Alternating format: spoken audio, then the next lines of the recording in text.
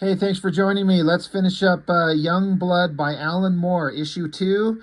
This is kind of the end of the run that Alan Moore had because Awesome Comics imploded or folded up or lost financing or whatever the hell happened. Um, Unfortunately, we never got to see what ultimately was going to happen with these characters and where Alan Moore could have taken them. It's one of those big losses to the kind of comic industry world, I feel, to just think about the stories that could have been told. And, Alan Moore, once he left Awesome Comics, not working for Liefeld anymore, he took off and went and worked for Jim Lee and did the America's Best Comics. And we got all kinds of neat stuff from him, including the Tom Strong series. And you got all kinds of amazing work there. It's just fantastic stuff. And, so it's not like we didn't get work from Alan Moore. We just didn't get to see where these characters were going to go. This version of Youngblood. I talked about the issue 1 and then the Prelude comic all in separate videos. And I was talking about how it's interesting because this is, in my opinion, the best Youngblood comic ever made. But it's almost nothing like Youngblood, so how can we call it that? There's nothing that resembles the original concept outside of the main character, Shaft, being the leader of the team, and the title of the book, Youngblood. There's nothing of the original characters really left. It's all just kind of, you could just retitle this book anything else, and with a few minor changes, and it's just a different superhero team.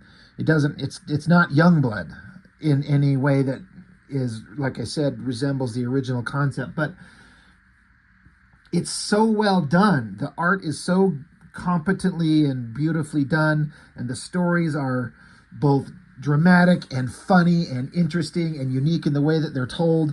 I've had people kind of mention that, they're like, yeah, it was fine, but it doesn't feel like the Youngblood comic. And I'm like, yeah, exactly. That's the reason it's good.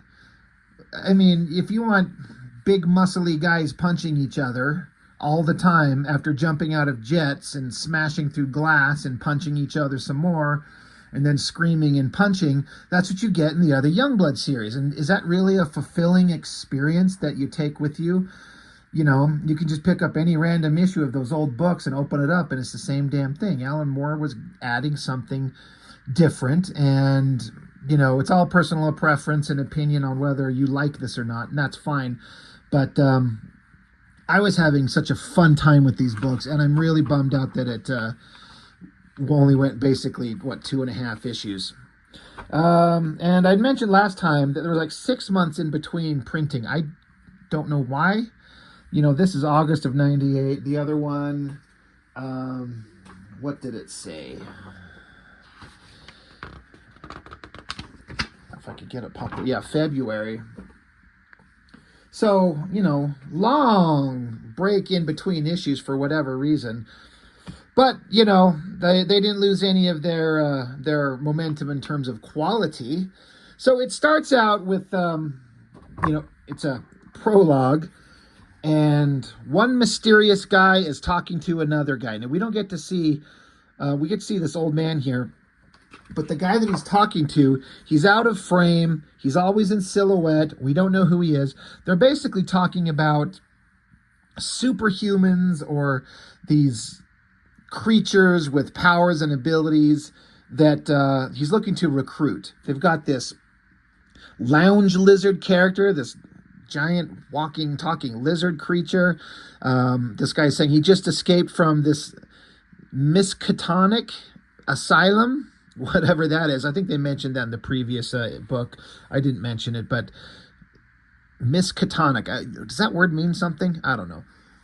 But he's like, yeah, he just escaped from the asylum. So they keep going through pictures of these possible candidates to be recruited for something. The guy in shadow, he's like, what about this one? The babe, is she in jail? And the guy's like, no, she's currently in hell. Still, if you're interested, certain strings could be pulled. They're like, what about sampling the newer talent? He's like, yeah, how about these two, this brother and sister? They're awesome. What about monsters? Do you have any monsters, really big ones? And this guy's like, they've been out of fashion since the 50s. Let me check. He's like, oh, this one. This is a current file. His name's Atomo. Last appearance was 1961, but apparently he's immortal. So it's some kind of giant monster creature. So the old guy's like, well, it's an impressive team you're assembling. What are you going to call them? And the guy in shadow says, Youngblood. I'm like, oh, what a great setup. Like instantly, we're just like, they're assembling a team of some other characters, probably something shady.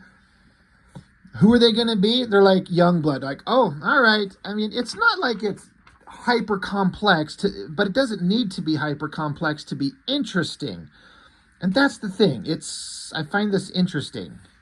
So then we cut back to the regular team that we've been introduced to in the previous issue. Suprema, sister of Supreme, and Twilight, the girl Marvel. So they're in a big action scene fighting some, motorcycle gang?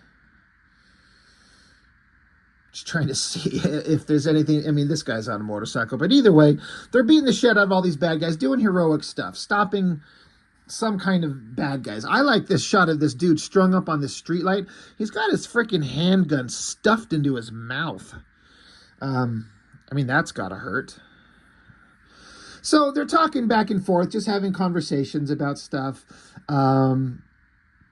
These civilians are like, hey, you guys are with Youngblood, right? I like the way you guys work the streets more than the old team.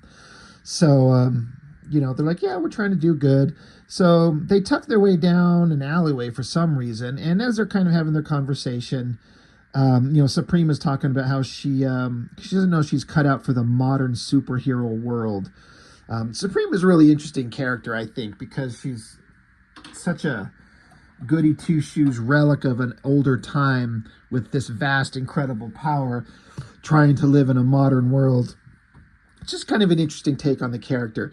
But then somebody as they kind of duck down behind an alleyway, you see a voice say, oh, I wouldn't worry about it, Suprema. Firstly, with two super attenuated hags like you in the ranks, you're not a modern team, because both these characters are kind of older, even though they look young. They're not actually young characters, but they look up, and who do they see? And so we got this devil girl, red outfit, horns, the pitchfork thing. She says, and secondly, you're not Youngblood anymore. We are. So this is one of the characters that they were talking about in that first page. They talked about a girl that was in hell. Here you've got the lizard guy. So Twilight's like, what? Who the hell is this? And so Suprema is saying Satana, but I haven't even thought about her in decades. And so while Suprema is kind of distracted and not thinking about it, she kind of turns and looks towards Twilight. Satan girl, Satana, throws her little pitchfork thing, and it catches Suprema right in the throat, not killing her or anything, but just like knocking her down. And as is the case with like Superman type characters, apparently magic knocks her on her ass and kind of disables her. She is like infinitely powerful, but you get hit with magic and she's out. So Twilight jumps out of the way, and then along comes the lounge lizard. And it's so funny because he's in this ridiculous, like, nice suit, but he's like, I don't know. I was going to say he's kind of like an iguana. I don't know if that's exactly correct, but whatever the hell he is, giant lizard guy in just a basic, like, nice suit. It's kind of funny. It's like a weird kind of contradiction of lizard in nice clothes. But so these two look like they're basically captured and defeated easily.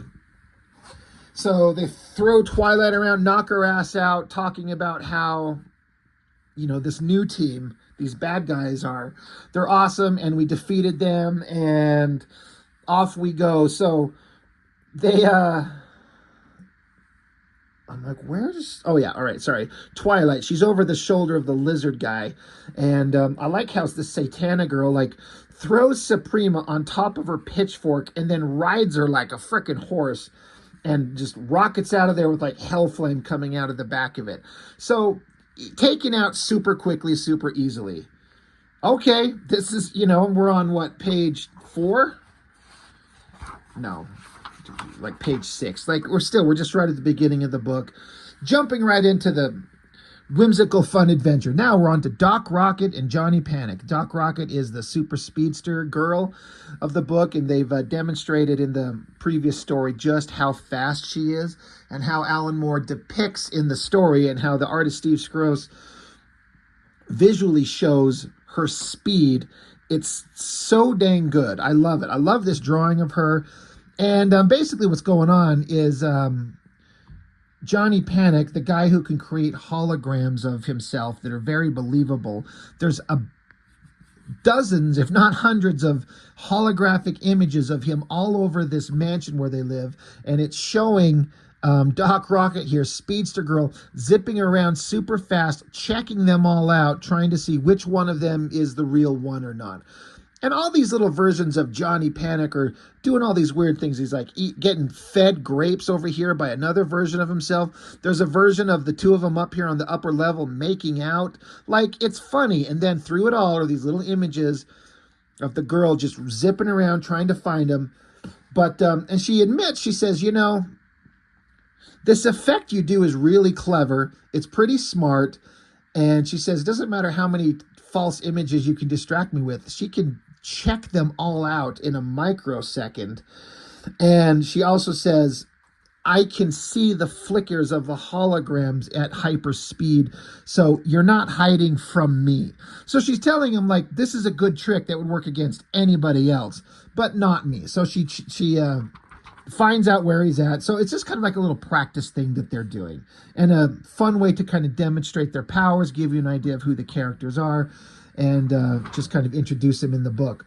So this is another thing that happened in the previous book, where there's something going on in the foreground and then something going on in the background. And the cool scene in the previous Youngblood book was the one where Speedster Girl noticed something in the background on the video screen and then took off and rocketed into the city and saved a guy from getting shot in the, you know, microsecond of time. Same thing's kind of happening here. While they're kind of talking to each other, and Johnny Panic is sitting here with a bowl of some kind of food, he flicks it in the air, and it's another thing to kind of show how time is frozen when Speedster Girl jumps into hyperspace, which is what she says specifically here. Because in the window in the background, you can see some grass and some trees, but a plume of like smoke or something, and trees flying through the air, which they haven't noticed. But then it gets closer, and this is where the girl says, she's like, Johnny, hold on, I have to jump into hyperspeed. Something is coming towards the mansion. So now she's in hyperspeed. She says, at this speed of perception, I can see that it's a man apparently walking calmly. Even so, at the speed he must be traveling, just the column of air moving in front of him will, and then boom, just blows out the window in front of him. So it's another interesting kind of take to say that once she moves into her hyperspeed world, she can see this guy coming, but he's just calmly walking. Usually these speedsters, anytime somebody's moving at super speed, they're running. Think of Quicksilver and the Flash or anything like that. They're always running.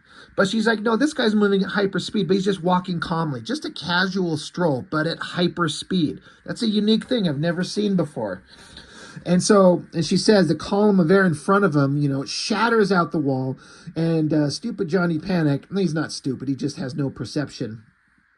But he doesn't know what's going on. But in hyperspeed, Doc Rocket here gathers up all the glass that could kill him. She's like, you know, I got to pick up all this type of stuff. And then she goes running towards the guy. And so now we can see the guy just casually walking, hands behind his back. And she's saying, I don't know you, mister, but I'm pretty sure you're fast enough to dodge these, even if it does slow you down enough to catch. And she says, and of course, if you're not fast enough, well, then my apologies. So she's gathering up all the glass to save him, and then throws the glass at the guy. And the guy says, you know, this glass that you're throwing at me, as it gets towards him, because of the friction in the air, the glass just melts into like gas. It just melts the glass, and so it's not dangerous to him at all. And then he says to her, you know, I would advise you, he says, I would advise you to not touch me. At these speeds with this much kinetic energy, I'd imagine we'd explode. And that's another concept of super fast characters I've never even thought of. Like, what if there's two characters with that much kinetic energy and movement at those speeds? If they touched each other, the energy release could just detonate everything. Another interesting take on superhero characters that I just don't feel like I've ever read before. So the girl's like, well, who are you? He's like, well, my name's Speedwell. And he just kind of explains who he was and how his parents tested on him with all kinds of weird chemicals. Him and his sister. It says, my sister learned to metabolize the first drugs we tried. Mine were amphetamines, obviously. And then his sister, she's sitting over here. Like, we haven't seen her, and she can, like, spread some kind of gases or something. What it does is it knocks out the speedster girl. So she's knocked out on her ass, instantly out. And this all happened in that fraction of the second as Johnny Panic flicked some kind of food, whatever he's eating, up into the air and caught it in his mouth. And in that fraction of a second, the windows exploded. That fight has happened, and she's down on the ground. And so the sister who showed up here, she kind of disguises herself to look like the speedster girl. But Johnny Panic, he could see through it. He tried to disguise himself with his holograms. But of course, the speedster guy, just like we've already established, people moving at hyper speeds can see him. So, like, nope, he's captured. They elbow him in the guts, and he falls over, and they're knocked out. And so now Johnny Panic and Doc Rocket are captured. So 4 members of the team are already, taken out by these new members of this new evil, presumably Youngblood team. All new characters we've never seen, at least as far as I know. Now we're back over to Shaft and Big Brother, the big robotic guy with the dude inside it controlling him. I like how Shaft here, he's got some trick arrows now that they kind of talked about in the previous issue. And this trick arrow deploys a little parachute for Shaft to, like, float down on. And I like how it's just this little tiny parachute. That wouldn't work, but it's a comic book. Who cares? It's kind of awesome. So they touch down, they come back home, and they realize that there's one of these windows that's blown out. They're like, something's wrong. The window's blown out. The scorch marks on the grass that the girl always leaves when she runs on it were recently repaired, but there's more scorch marks on the grass from the guy, the villain. So they're like, something's up. And then they're suddenly attacked. And out of the blue, they're attacked by none other than Sentinel. Like the leader of the away team from the original Youngblood comic. The black guy with the Iron Man armor, Sentinel. And they refer here, Shaft says, you were placed in Supreme's Hell of Mirrors for the Riptide murder. So, again, that goes back to the trial of where the character Riptide of Youngblood was murdered. And spoilers, it was revealed that it was Sentinel the entire time. I've got that collection. We'll get into that at some point. And Sentinel's like, yeah, but he's like, I got out. And I'm here to come back, and I'm here to start up Youngblood again, because Sentinel was, like, I think the original member of the team, and he kind of feels like it's his thing, it's his gig, and he wants it back. So he's the guy that was at the beginning in the shadows, putting together a new Youngblood team. Well, here he is. So it's the only other member of the team that we've ever seen before. Shaft tries using some of his trick arrows on him, but he can just, Sentinel can just blast away with this chest blaster. Big Brother, the giant robot, comes along, starts attacking, and, Sentinel's like, we've got our own strong guy to take on you, giant robot guy. And then out of the ground comes this Atomo guy that we saw them talking about in the first page. One of the things that stood out to me as far as this drawing, which, by the way, I love, this giant creepy monster thing, is this gross tongue of his with all these, like, bumps on it. It's so gross and so awesome. But giant monster comes rumbling out of the ground, and you can see the size difference. Like, this is the hand of Atomo grabbing the Big Brother robot. So we're kind of outmatched here. Big Brother launches some rockets into the mouth of Atomo, and I love this kind of little cartooning and sequential storytelling here where the rockets go into the mouth of this Atomo guy and they explode in his mouth. It's got this big kind of frowny look. His eyes are wide open and tears pouring out of him. Like that was a bit much to take. But then he just opens his mouth and breathes fire onto the Big Brother robot. It's funny and interesting all at the same time. This is a really kind of fun comic. I'm having a good time. One of the commenters mentioned on the last one that they kind of felt like it was kind of like watching a Saturday morning cartoon. And I can kind of see that. Except it's really well drawn and really well written, and it's clever and it's fun and it's better than any issue of Youngblood ever was. But yeah, he breathes fire onto the Big Brother robot, sending the robot smashing down into the mansion that they live in pieces, on fire. He's just leaned up against the building, zapping and falling apart, and then suddenly he just explodes. Boom. And Shaft is knocked out. So Sentinel, they've basically won. They've taken out Youngblood, this new team, instantly. But as a Sentinel takes off with Shaft in tow, we see the flaming wreckage of the robot, but then down here there's this little circle panel inset thing down here showing the guy, the crippled guy who drives the robot. He's crawled out and he's got away. So now cut to another scene. Here's all the bad guys, and they've got the new members of Youngblood all strung up. Like, we've defeated you. We're awesome. You guys suck. And let's see. Yeah, Shaft is kind of trying to appeal to him. Like, dude, I don't know what's happened to you, but the whole thing with the trial, it must have screwed you up. It's messed with your mind. And Sentinel says, Terrell, shut your pretty boy hole. You don't know jack. All that's important is that your team is dead and that my team is the new Youngblood. And then you hear a voice from off screen that says, it doesn't work like that, son. There's regulation governing super team names. It's like when the Justice Squadron sued the Justice Syndicate that time. I think there were 2 sets of Thunder agents once. So this is the guy, the old man, who's the kind of the money man behind the new Youngblood team, the owner of the mansion. This is all established in the last issue. He's a former 5th-rate superhero called the Wax Man that looks kind of like the Shadow with a trench coat and a hat, but he's got a gun that fires hot wax. It's really kind of stupid, but it kind of fits in that aesthetic of old, silly, cheesy superhero characters from a more innocent time.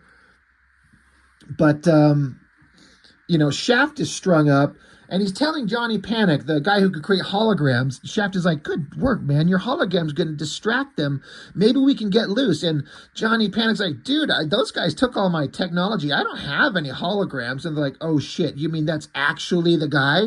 What is this old man with the wax gun going to do? So the lizard guy, the lounge lizard, comes charging at him, and he just gets covered in all this wax.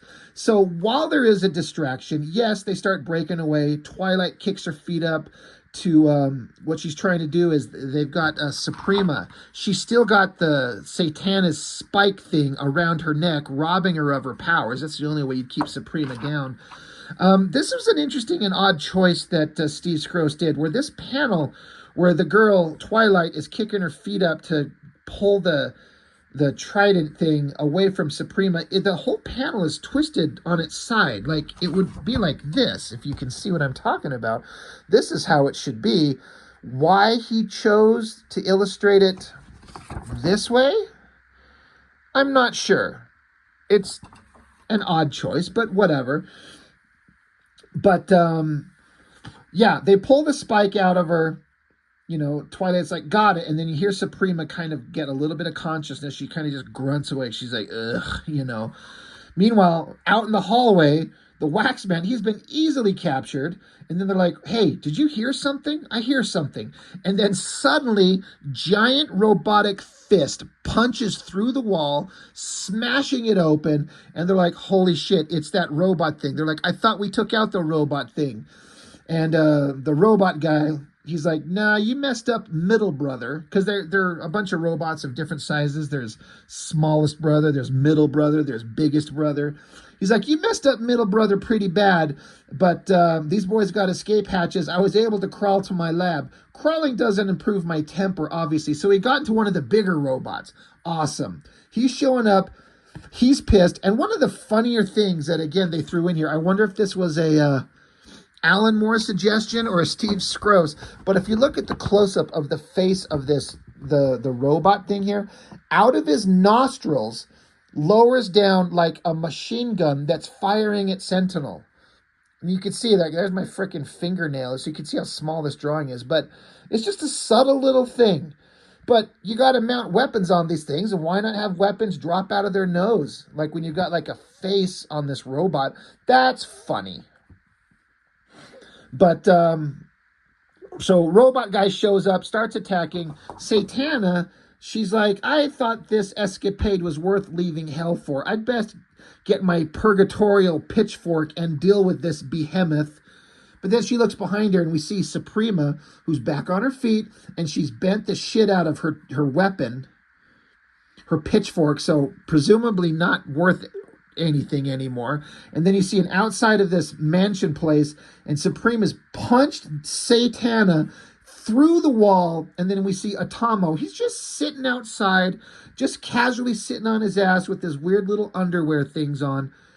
Again, it's so silly, and I love it. It's so whimsical, and you know, it's a take on superheroes that I just love. You'd never see this in a Youngblood comic, like a regular one, a Liefeld one.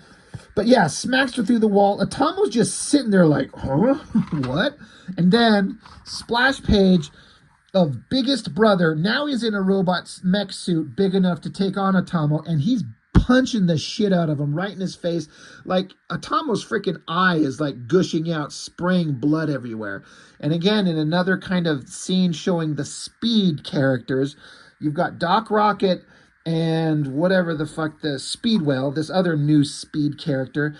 There's all these little tiny images of them like zipping around across the robot and the monster, coming all the way through, all the way up to close up front, where we get to see what's going on.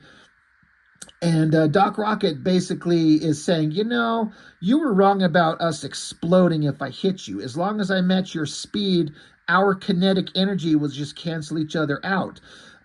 Still gonna hurt you though. So she's chasing him down, beating the piss out of him. And this guy, he's never anybody that's actually been in a fight, really. He just kind of overwhelmed people with his speed powers usually, but he's going up against this Doc Rocket girl who knows how to, you know, throw hands. So she's beating the shit out of him, and I love it. He's not having a good time. He thinks this sucks.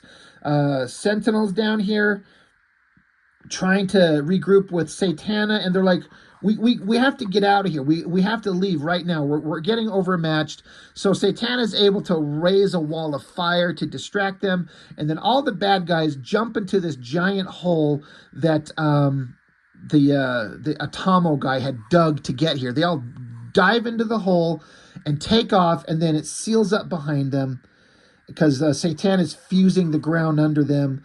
And they're like, you know, we can't survive in this. This is a pain. It just, basically, they got away. We'll see them again.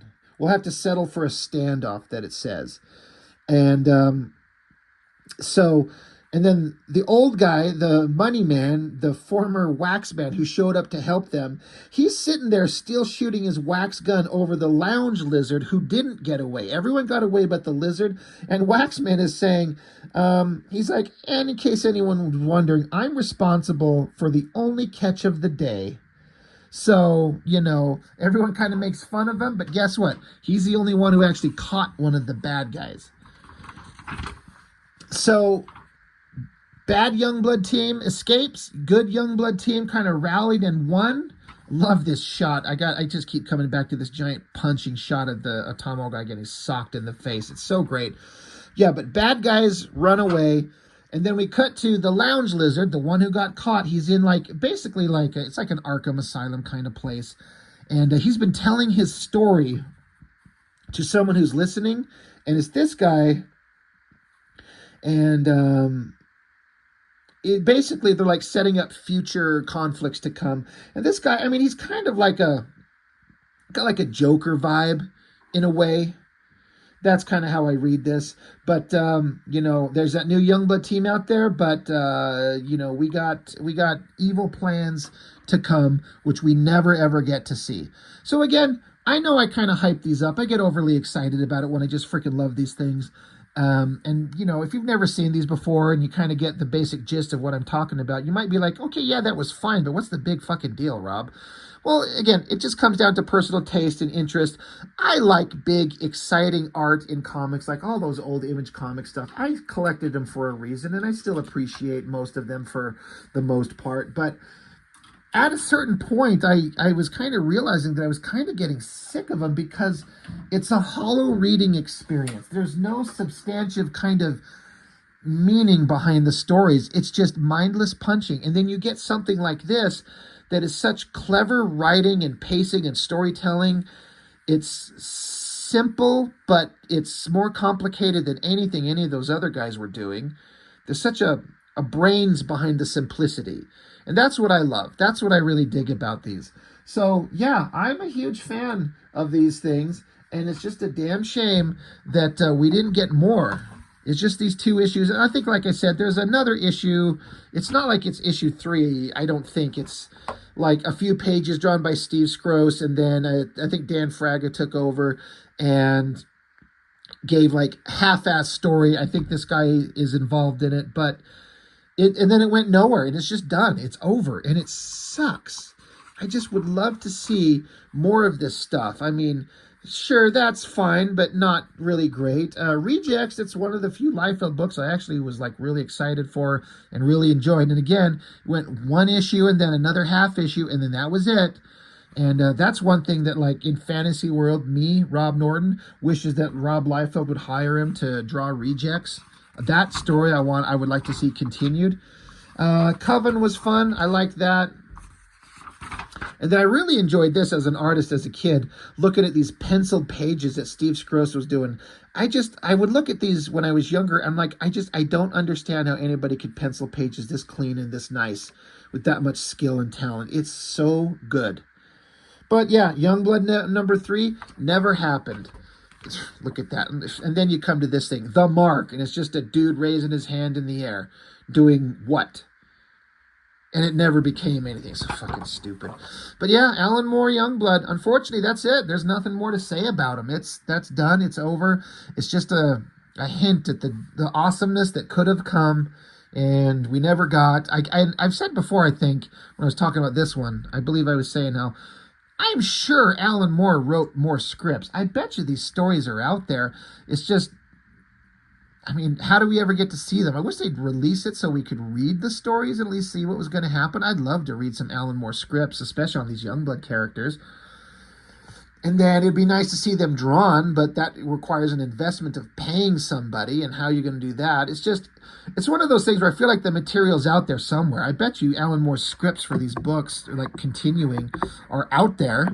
We'll never get to see them. And that's just really unfortunate. They're probably, if they do exist like I'm supposing they do, probably locked in a drawer in Liefeld's closet somewhere for him to hold on to until he does whatever the hell.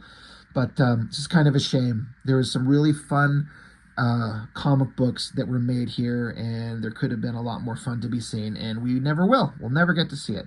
So anyway, thanks for joining me on my little Youngblood adventure here. I've been looking forward to getting to these for a long time, and God, I don't know if there's any more Youngblood stuff to look at. That is, until Liefeld puts out his new book that he got the rights to them back again. He's creating a whole new series, and you know I'm going to pick that up because content for the channel is king. So anyway, that's all I've got. Thanks for watching. I'll see you next time.